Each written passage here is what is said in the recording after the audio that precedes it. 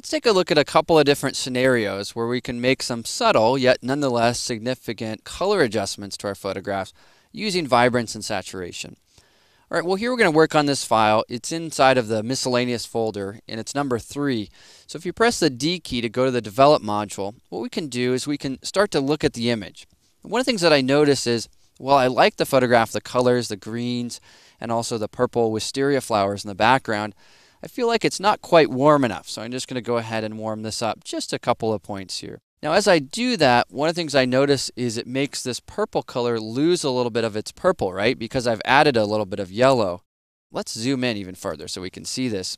So in that case, what I want to do is increase my vibrance. Now I'm going to exaggerate this. It's going to look bad initially, but just stick with me. So as I increase this, you can see that I'm able to bring back a lot of that purple and also a ton of the green. I brought back too much, I'm aware, but what I'm going to do is, again, try to find a sweet spot where I can get some of those nice purple colors there.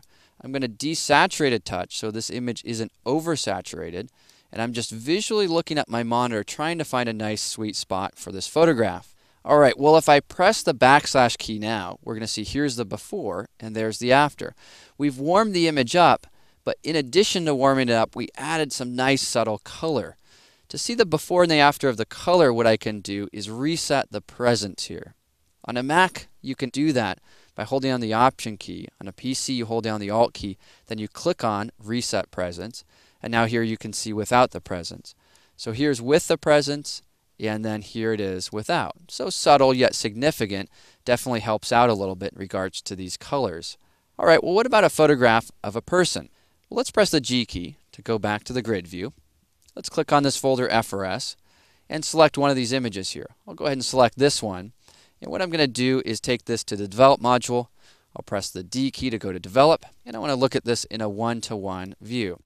Now one of the things that I notice here is that I like the shallow depth of field and even the color and whatnot, but I want to see if I can bring out some of the colors that are a little bit more faint.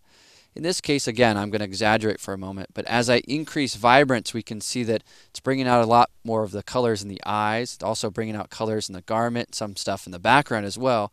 So again, here, we're going to try a similar technique. We'll increase that vibrance, and actually, even just doing that, I think is going to be nice. Here's our before and then after, and you can see that it's brought out some of those other colors that were a little bit further back. You also notice that the face has a little bit more red and yellow in it, and so that's kind of interesting. Again, maybe just desaturate just a couple points there as I increase my vibrance, and then of course we can modify color temperature as needed. So here is our before and then our after. So one of the things I'm trying to get you to think about in this movie is how you can use these controls in subtle ways. Now a lot of people won't even necessarily notice the difference, but let's zoom in even further. I'm going to go to a 2-to-1 zoom here and look at the eyes and the face for a moment.